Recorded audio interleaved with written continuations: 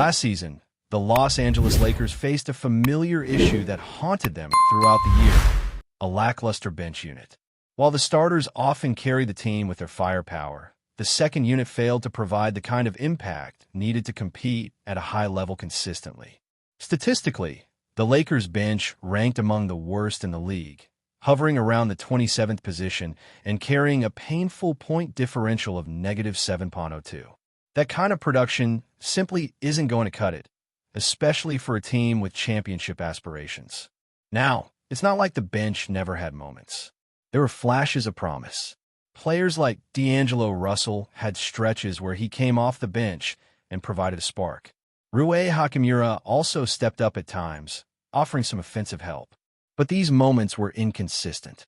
Over the course of a grueling 82-game season, what the Lakers lacked was a steady, balanced second unit, one that could hold leads or close small gaps when the starters were catching their breath.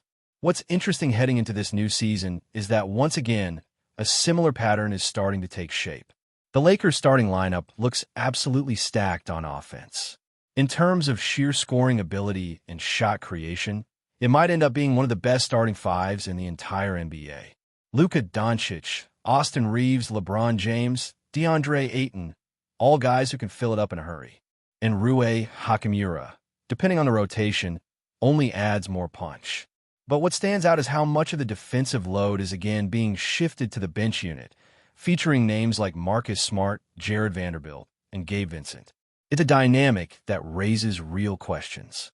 Can this bench group offer the right balance?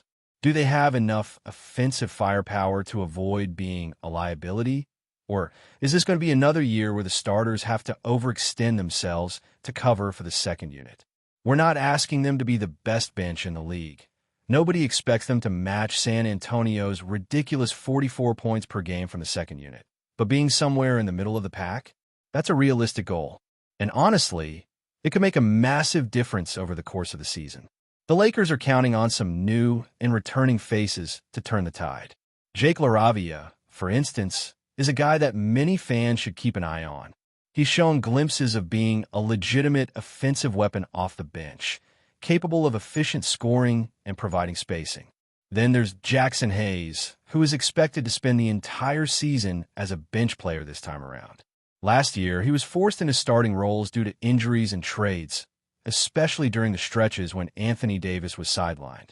If he can stay in that consistent bench role, giving you somewhere around 8 to 10 points per night while protecting the rim and playing with energy, that alone brings stability the Lakers didn't have last season.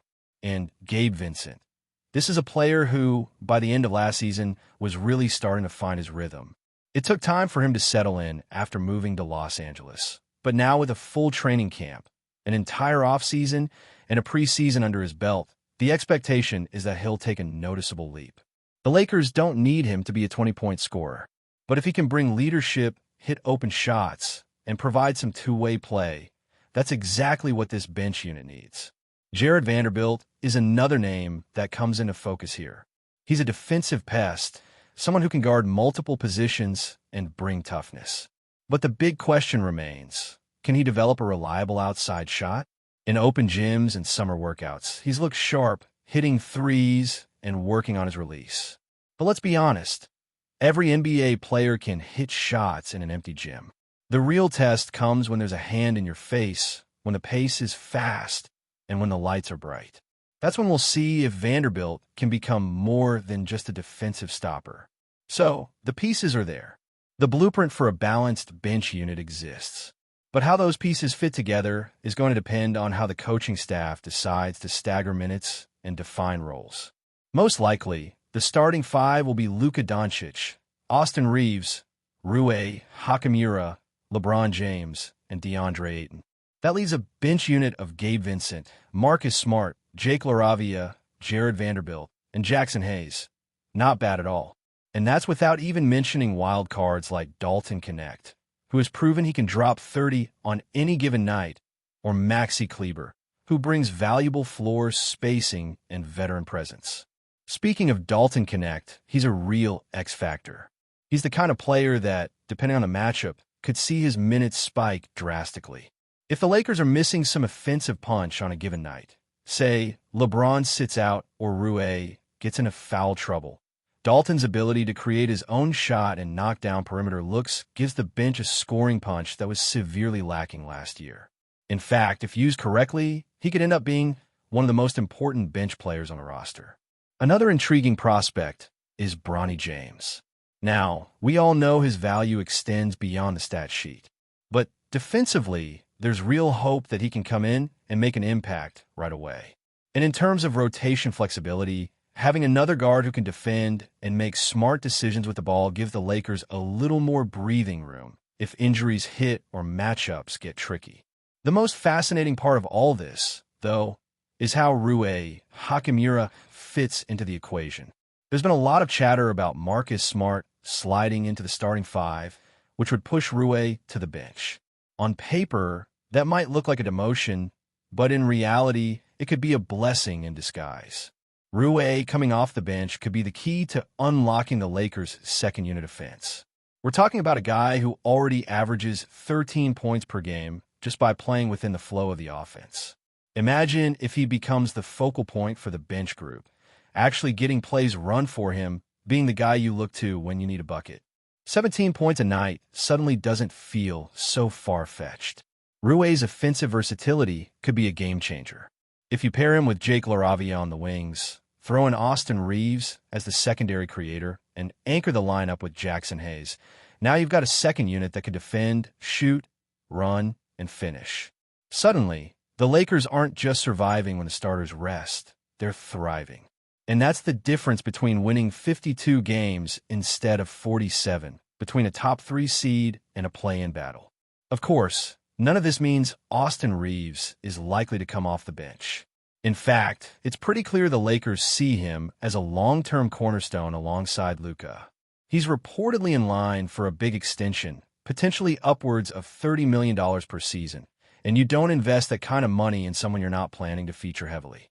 So while we can speculate about rotations and lineup changes, it's highly unlikely the Lakers bring Reeves off the bench unless it's for a one-off situation, like resting him after an injury or easing him back in action. The Lakers didn't have a guy like that last year. No consistent scorer off the bench who could come in and give you a quick dozen points. If Jake LaRavia becomes that player, it unlocks a whole new dimension for the team. Now you're talking about offensive depth, the kind that can keep pressure on opponents for all 48 minutes. Combine that with Austin Reeves potentially staggering his minutes to play with the second unit, and suddenly the Lakers have the kind of offensive punch from the bench that they were sorely lacking before. You can even envision lineups with Austin Reeves, Jared Vanderbilt, Jake LaRavia, Rui Hachimura, and Jackson Hayes, a mix of defense, shooting, athleticism, and creation. Or you swap Hayes for Ayton in small stretches to keep the rim protection strong. The point is, this team now has flexibility. They can play big, they can go small, they can run, they can grind, and a lot of that versatility comes from having a deeper, more balanced bench unit. That's why experimenting early in the season is going to be so important. The Lakers need to throw different combinations out there, test which lineups have the best chemistry, and not be afraid to take some early losses if it means finding the best version of themselves by playoff time. Try Vanderbilt and Smart in the starting unit. Try Rui and LaRavia off the bench. Give Dalton Connect real minutes. Let Bronny get reps. Use Maxi Kleber in situations that require spacing. This is a team that now has options, and that in itself is a luxury they didn't really have last year. This version of the Lakers has the tools to become one of the best balanced teams in the league. Not just top-heavy with stars, but deep, versatile, and adaptable.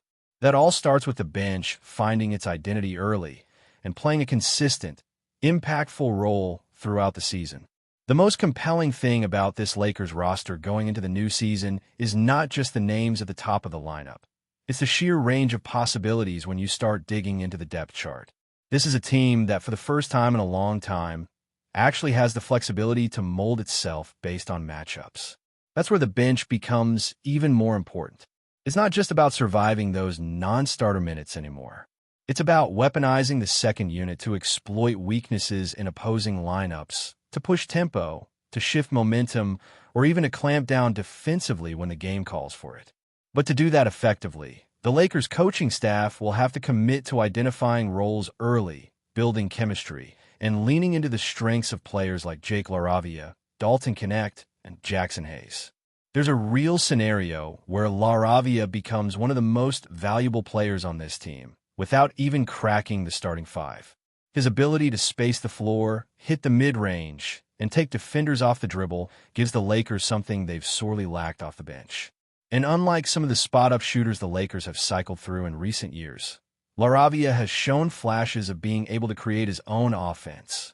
If he's surrounded by capable facilitators, say Austin Reeves running point with Vanderbilt and Rue flanking him, he becomes a legitimate scoring threat every time down the floor.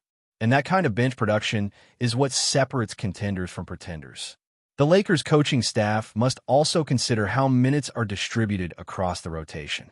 The more this bench plays together in cohesive units rather than as a mix-and-match patchwork, the more chemistry they'll build.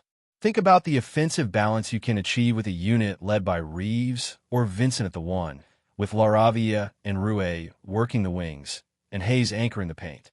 Reeves has shown he can be a primary initiator when needed, and giving him the freedom to run the second unit could be a low-risk way to stretch his role while keeping him fresh.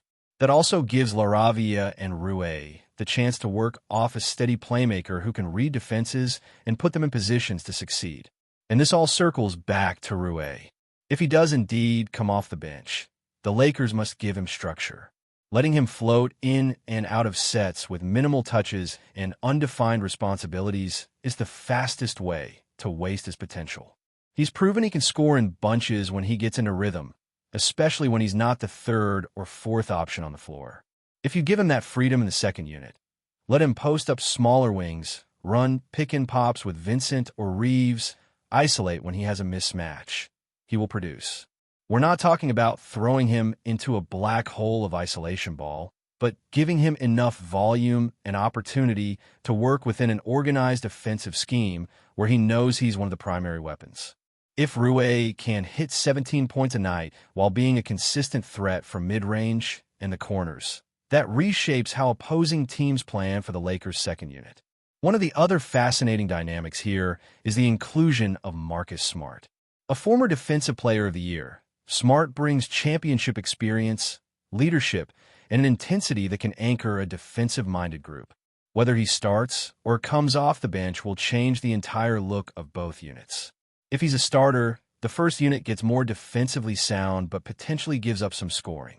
If he comes off the bench, he becomes the heart of a grinded-out second unit that can absolutely smother opposing teams' backups. In many ways, Smart can be the glue between the two groups. His versatility allows him to guard 1 through 3. He can initiate the offense in a pinch, and he brings a level of playoff toughness that can rub off on the younger guys. Imagine a second unit where Smart and Vanderbilt are flying around defensively. Rue is the offensive engine, and LaRavia spaces the floor. That's a nightmare for opposing benches to deal with. Now, on nights when injuries hit or starters are on low management, that's where players like Dalton Knecht become crucial.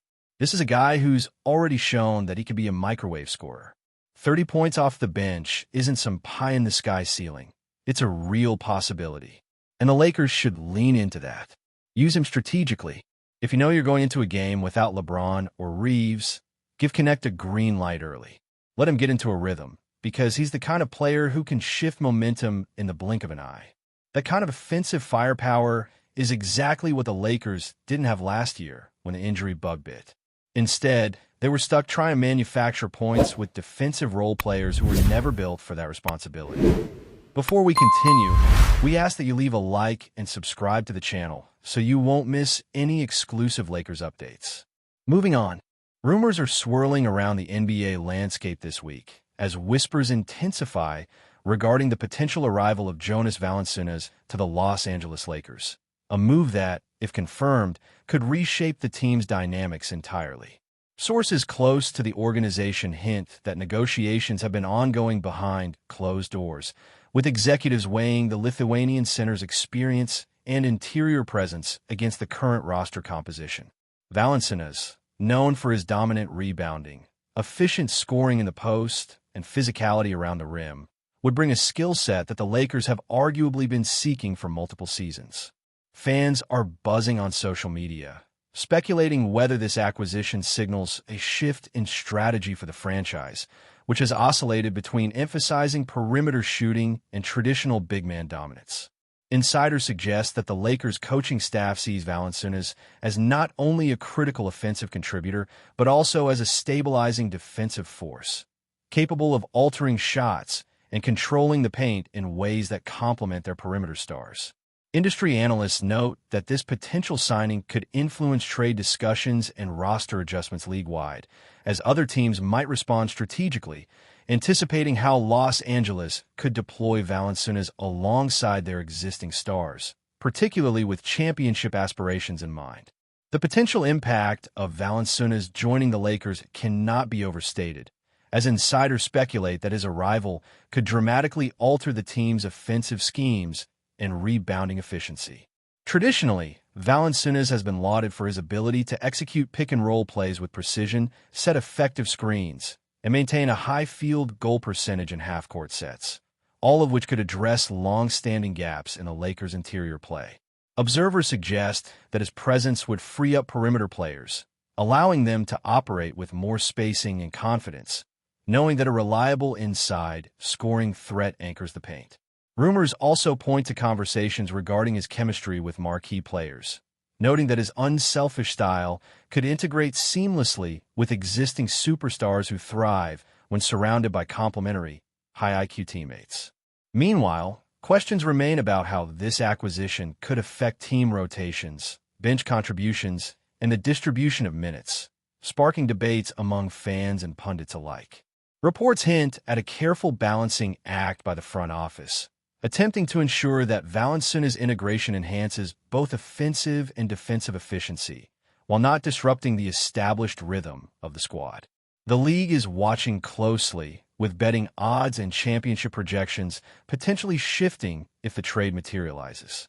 Social media chatter has reached fever pitch as NBA enthusiasts dissect the implications of Valanciunas potentially donning the Lakers' purple and gold, igniting discussions across platforms about how this move could redefine the team's identity. Some fans argue that his acquisition would signal a commitment to a more traditional, physically dominant style of play in the post, potentially contrasting with the Lakers' reliance on perimeter shooting and fast-paced transitions. Analysts have weighed in, emphasizing that Valanciunas' consistent ability to secure offensive rebounds and create second-chance opportunities could address deficiencies observed in previous playoff campaigns, where the team often struggled against elite frontcourts. Rumors indicate that locker room dynamics are under scrutiny as well, with sources claiming that the organization is attentive to maintaining cohesion and morale while integrating a new high-profile player. Comparisons with past Lakers big men surface in commentary, with observers debating whether Valanciunas could emulate the impact of former legends while bringing a modernized skill set, blending efficiency, strength, and basketball intelligence. Even casual fans are drawn into the conversation, sharing opinions on forums and trending hashtags, creating a palpable sense of anticipation that makes this potential move a central talking point in basketball circles nationwide. Insiders suggest that behind-the-scenes negotiations for Valanciunas' acquisition have been intricate, involving multiple stakeholders, potential trade assets, and strategic deliberations that underscore the high stakes of the move. Reports indicate that the Lakers' front office is meticulously analyzing salary cap implications, contract terms, and long-term roster planning to ensure that the addition complements both immediate playoff ambitions and future team flexibility. Speculation has also centered on which veteran or young player might be affected by roster adjustments, with whispers of potential trades, bench reshuffles, or even shifts in starting rotations that could maximize Valanciunas' effectiveness. Coaches are reportedly reviewing extensive game footage to design schemes tailored to his strengths, including pick-and-roll efficiency, interior scoring, and rim protection, while also considering his ability to enhance teams' spacing and transition offense. Fans are speculating about how this move might influence playoff seeding and matchups, particularly against teams with dominant big men, which has historically been a challenge for the Lakers. As rumors continue to swirl, The narrative around this potential signing underscores the fluid, ever-changing nature of professional basketball, where a single high-profile acquisition can ripple across a league, altering expectations, strategies, and fan engagement in unpredictable ways. The speculation surrounding Jonas Valanciunas' potential move to the Lakers continues to generate intense debate among basketball insiders, former players, and sports journalists, each weighing in on the multifaceted implications for the team's short-term performance and long-term vision.